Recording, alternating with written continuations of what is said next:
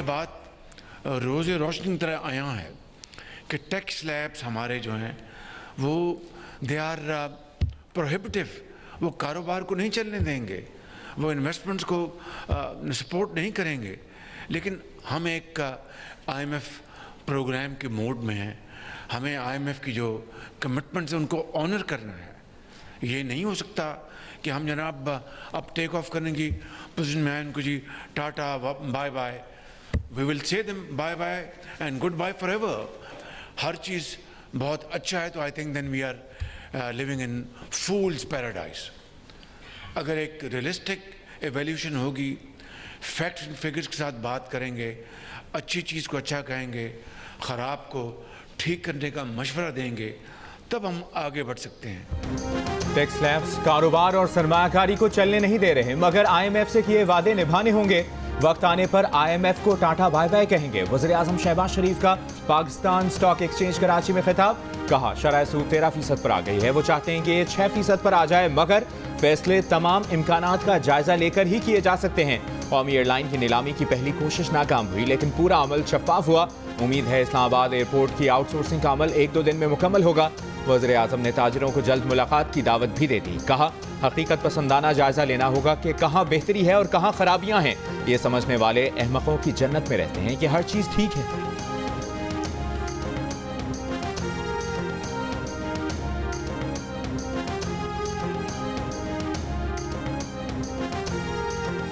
खान साहब ने परमिशन दी है। खान साहब ने कहा है कि आप बेशक इन राइटिंग दे दें, तो वो हम इन राइटिंग दे देंगे। जहाँ तक डील का ताल्लुक है तो उसका तासुर खान साहब भी ज़ाहिर कर चुके, हम भी कह चुके और सब डिनाई कर रहे हैं कि ये किसी डील के लिए नहीं है।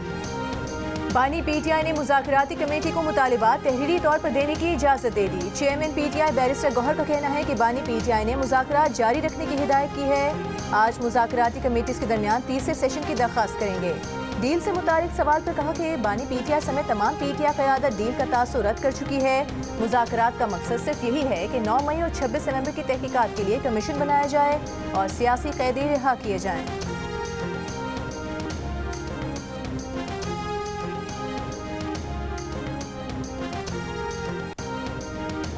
वज़ीर आज़म के मुशीर बराए सियासी उमूर राना सनाउल्लाह का कहना है कि आयाज सादिक के बैरून मुल्क दौरे की वजह से मुज़ाकरात में तात्तुल आया है। इनकी वापसी के बाद मुज़ाकरात शुरू हो जाएंगे।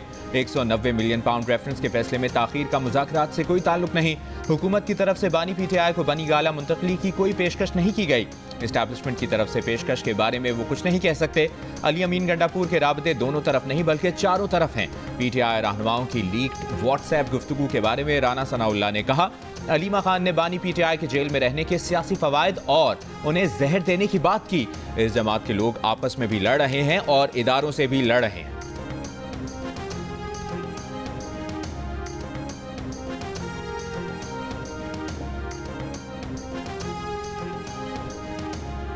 वो ये कहे कि ये आपका सियासी मुखालिफ है, इसको आवाज कसो, इसको गाली दो, इसका गरेबान पकड़ लो।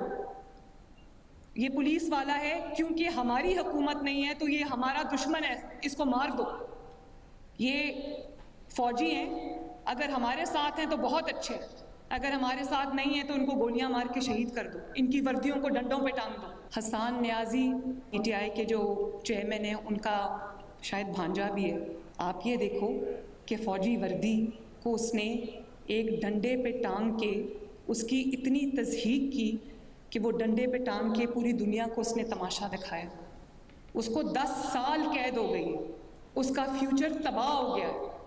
अब 10 साल बाद वो कैद से अगर निकलेगा तो पता नहीं दुनिया कितनी बदल गई होगी। सियासी मुखालिफिन के खिलाफ उकसाने वाला आपका हमदर्द नहीं, नौजवान किसी के इक़्तिदार की हवस का ईंधन ना बने। वज़ीर आला पंजाब मरीम नवाज का तलबा को पैगाम। सरगोधा में खिताब करते हुए कहा कि ये क्या बात हुई कि फ़ौजी हमारे साथ हैं तो बहुत अच्छे और हमारे साथ नहीं तो वर्दियाँ डंडे पर टांगो। चेयरमैन PTI के भांजे हसन न्याजी ने वर्दी की तस्दीक की, उसे 10 साल की सज़ा हुई। वो जब रिहा होगा तो दुनिया बदल चुकी होगी। मरीम नवाज ने मौजूदा हालात को बानी PTI के लिए मकाफात अमल करार देते हुए कहा, समझ नहीं आता दूसरों के बच्चों को जेलों में डलवा कर इस शख्स को नींद कैसे आती है। मरीम नवाज तकरीब में तलबा के साथ घुल मिल गईं, तलबा के साथ मिली नगमा भी गाया।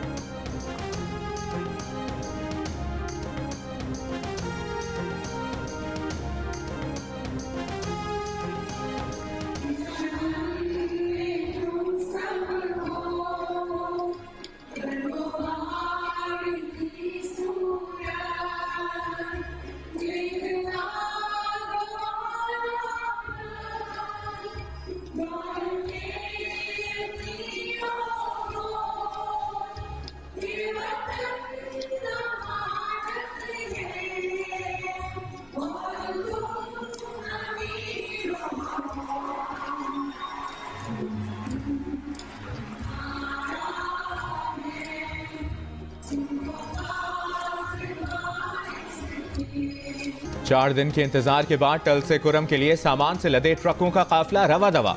पुलिस की हिफाजत में जल्द पारा चिनार और अपर कुरम पहुंच जाएगा। दूसरी तरफ पीडीएमए की जानिब से इमदादी सामान के 10 ट्रक बगन पहुंचा दिए गए। बगन मुतासरीन के लिए भिजवाए गए इमदादी सामान में टेंट, कंबल और दीगर अशिया शामिल हैं।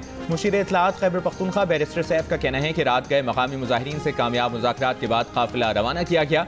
मुज़ाकरात में ग्रैंड जिरगे, कुरम अमन कमेटी और मकामी अमन कमेटियों ने अहम किरदार अदा किया। डेप्यूटी कमिश्नर कुरम पर फायरिंग की वजह से 4 जनवरी 2025 को चलने वाला काफिला रोक दिया गया था।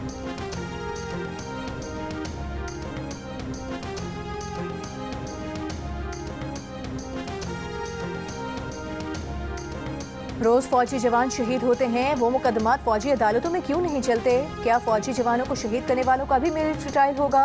सिविलियंस के मिलिट्री ट्रायल केस में जस्टिस जमाल मंदोखेल का सवाल। वजारत दिफा के वकील ख्वाजा हारिस ने कहा कि अभी ये नहीं देख रहे कि मुस्तकबिल में किन लोगों का ट्रायल हो सकता है। जस्टिस जमाल ने फिर पूछा कि क्या अन्याय के तहत सिविलियंस का मिलिट्री ट्रायल हो सकता है? क्या ये सिर्फ मखसूस शहरियों के लिए था? 9 मई के मुलजिमान ना आर्म्ड फोर्सेस से थे और ना एक्स सर्विसमैन थे। जस्टिस मुसरत हिलारी ने पूछा, क्या तमाम सिविलियन से वो बर्ताव हो सकता है जो आसान है एपीएस के मुलजिमान से किया गया? ख्वाजा हारिस बोले, बुनियादी हुकूक रहते हैं जिस पर अदालती फैसले मौजूद हैं। जस्टिस नईम अख्तर अफखान ने कहा, लगता है ख्वाजा हारिस की तैयारी मुकम्मल नहीं है। 2023 के ऑफिशियल सीक्रेट एक्ट तरमीम की रोशनी में बता दें। जस्टिस जमाल ने कहा, कानून साजी पार्लिमान का इख्तियार है, वो चाहे कल कानून बना दे कि तिरछी आंख से देखना जुर्म है। कहा जाता है कि पार्लियामेंट सुप्रीम है, मगर उनकी राय में आइन सुप्रीम है। केस की मजीद समाअत कल तक मुलतवी।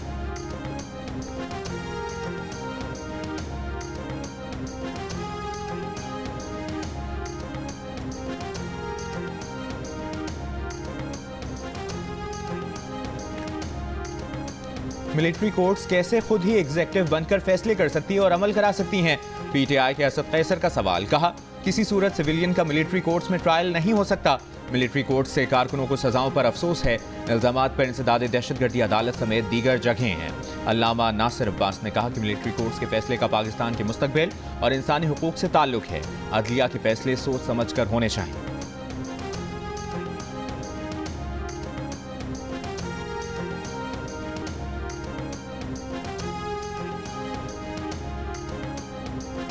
वज़ीर इत्तलात पंजाब अस्मा बुखारी का कहना है कि जो वज़ीर आला पंजाब मरियम नवाज की कारकर्दगी का मुकाबला नहीं कर सकते, वो उन पर कीचड़ उछाल रहे हैं। मरियम नवाज के खिलाफ 2014 से घटिया मुहिम चल रही है, लेकिन वो हर गुजरते दिन के साथ मकबूल हो रही हैं। एक मखसूस जमात ने नौजवानों की ब्रेन वॉशिंग की।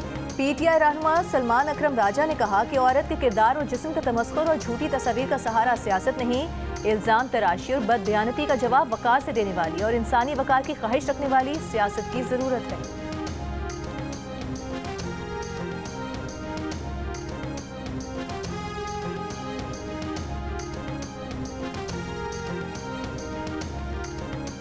बानी पीटीआई ने अरब ममालिक से मुतालिक प्रोपेगेंडे वाले सोशल मीडिया अकाउंट्स की मजम्मत की है। बानी ने कहा है कि इन अकाउंट से पीटीआई का कोई ताल्लुक नहीं है। वकील फैसल चौधरी की अडियाला जेल के बाहर गुफ्तगू। कहा, बानी पीटीआई ने बुशरा बीबी और शोहदा से मुतालिक प्रोपेगेंडे वाले सोशल मीडिया अकाउंट्स की भी मजम्मत की है। पीटीआई के रहनुमा शेर अफजल मरवत का कहना है कि बैरून मुल्क मौजूद लोगों से पीटीआई बदनाम हो रही है। कुछ लोग डॉलर कमाने के लिए पीटीआई को इस्तेमाल कर रहे हैं और गुमराहकुन प्रोपेगेंडा कर रहे हैं। मीडिया और सहाफियों को टारगेट किया जा रहा है।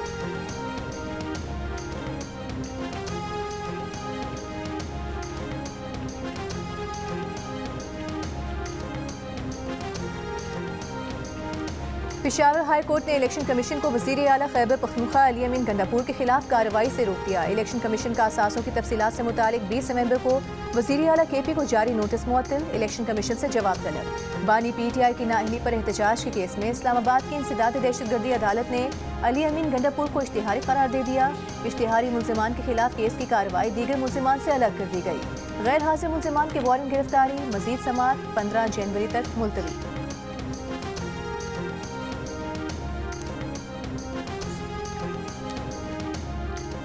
तोशाखाना केस 2 में deputy director protocol Talat Mahmood का बयान रिकॉर्ड। आइंदा समाअत पर नैब के 2 गवाह तलब। केस में 5 गवाहों के बयान रिकॉर्ड हो चुके, 3 पर जराह भी मुकम्मल। अडियाला जेल में होने वाली समाअत में बानी पीटीआई को पेश किया गया। बुशरा बीबी भी अदालत आई। मजीद समाअत 10 जनवरी तक मुलतवी।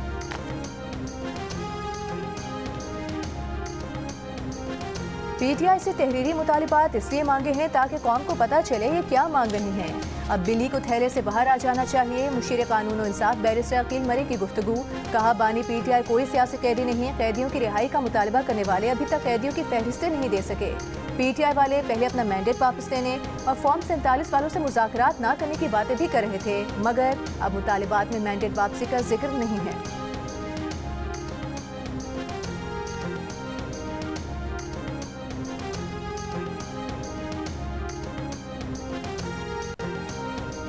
सेनेट में ऑपोजिशन लीडर शिबली फराज का कहना है कि इस वक्त PTI किससे मुज़ाकरात करे।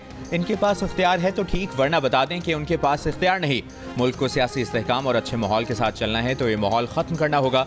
इन्हें इंसाफ नहीं मिलेगा, फिर भी वो अदालतों का सामना करेंगे।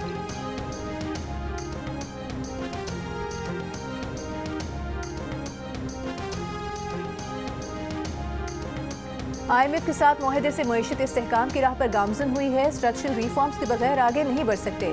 वज़ीर ख़जाना मोहम्मद औरंगज़ेब का पाकिस्तान स्टॉक एक्सचेंज कराची में खिताब। वज़ीर ख़जाना ने कहा कि मालियाती खसारा कम हुआ है और कर्जों की अदायगी की शरह में कमी आई है। मुल्क को आगे ले जाने में स्टॉक मार्केट का किरदार अहम होगा। एक साल में स्टॉक एक्सचेंज के इन्वेस्टर्स की तादाद 3 लाख से बढ़कर 3,65,000 हो गई है।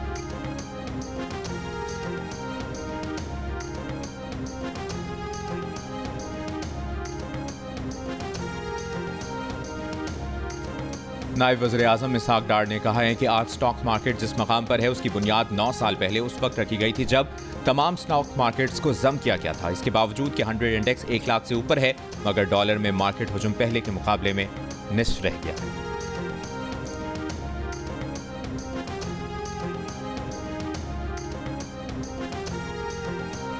चैंपियंस ट्रॉफी के लिए कज़ाफ़ी स्टेडियम और नेशनल स्टेडियम की अपग्रेडेशन के बाद मुल्तान में शेड्यूल 3 मुल्की क्रिकेट सीरीज कराची और लाहौर मुंतकिल कर दी गई। PCB का कहना है कज़ाफ़ी स्टेडियम में तमाशाइयों की गुंजाइश 35,000 तक बढ़ा दी गई। नई कुर्सियाँ और 480 जदीद LED लाइट्स नस्ब। नेशनल स्टेडियम में 5,000 नई कुर्सियाँ लगाई गई हैं। रावलपिंडी स्टेडियम में 10,000 नई कुर्सियाँ लगाई जा रही हैं।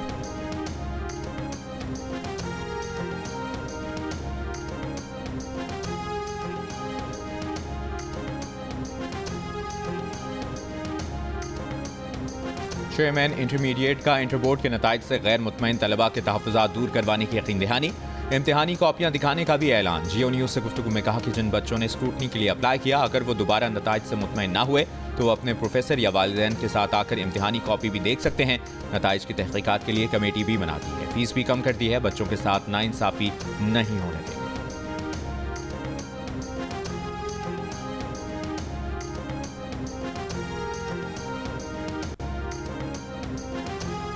कराची में शॉर्ट टर्म किडनैपिंग और 9 करोड़ रुपए से जायद मालियत की डिजिटल करेंसी लूटने के केस में 8 मुलजिमान के जिस्मानी रिमांड में 5 दिन की तौसी। गिरफ्तार मुलजिमान में एक CTD एहलकार और एक स्पेशल सिक्योरिटी यूनिट का हेड कांस्टेबल शामिल।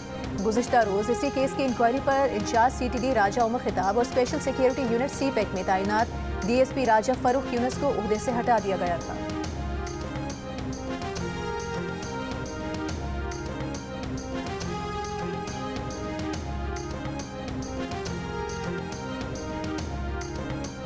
सिंध के बेरोजगार नौजवानों को आसान इक़सात पर जल्द EV टैक्सी फराहम करने का फैसला।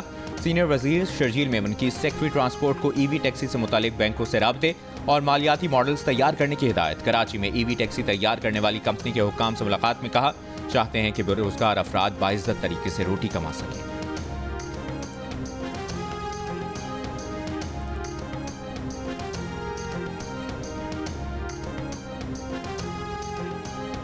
अमेरिका की जनूबी रियासतों टेक्सास, ओक्लाहोमा और आर्कांसस में बर्फबारी और बारिश के एक और तूफान का सामना। तूफान के ज़ेरे असर आज रात शुरू होने वाला बर्फबारी और बारिश का सिलसिला जुमे की सुबह तक जारी रहने का इम्कान। दूसरी जानिब बरतानिया में स्कॉटलैंड, शिमाली आयरलैंड, इंग्लैंड और वेल्स में बर्फबारी का अलर्ट। आज और कल साल की अब तक की सर्द तरीन रातों की पेशगोई। कुछ इलाकों में दर्जा हरारत -20 डिग्री तक गिरने का खदशा।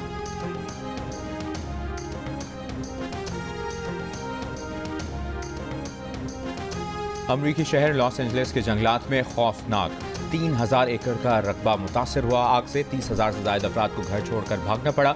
शहर के पुरतायुश इलाके में कई इमारतें आग की लपेट में।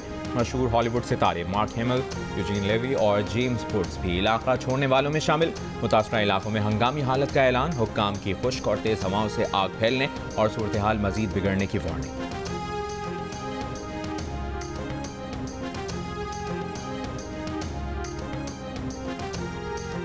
खलाई कंपनी स्पेस एक्स के मालिक एलॉन मस्क दुनिया के अमीर तरीन शख्स बन गए। मजमूई दौलत 4 खरब 25 अरब से डॉलर से ज्यादा तजावुज कर गई। फहरिस्त में जेफ बेजोस 241 अरब डॉलर के साथ दूसरे नंबर पर और मेटा के बानी मार्क जकरबर्ग ने ऑरेकल के बानी लैरी एलिसन को पीछे छोड़कर दुनिया के तीसरे अमीर तरीन शख्स का एजाज हासिल कर लिया। और 9 बार के आलमी rally champion Sebastian Loeb Dhaka rally में हादसे का शिकार। सऊदी अरब के रेगिस्तान में गाड़ी कंट्रोल से बाहर हो गई, ड्राइवर महफूज रहे। रैली का तीसरा मरहला जनूबी अफ्रीका के ड्राइवर साउथ वारियो का नाम रहा। ओवरऑल बर्तरी में साउथ के टीम मेट हैंक लेटिगन सबसे आगे रहे। मोटर बाइक कैटेगरी में स्पेनिश राइडर लोरेंजो सेंटलिनो सब पर बाजी ले गए। ओवरऑल लीड में डैनियल सैंडर की पहली पोजीशन बरकरार।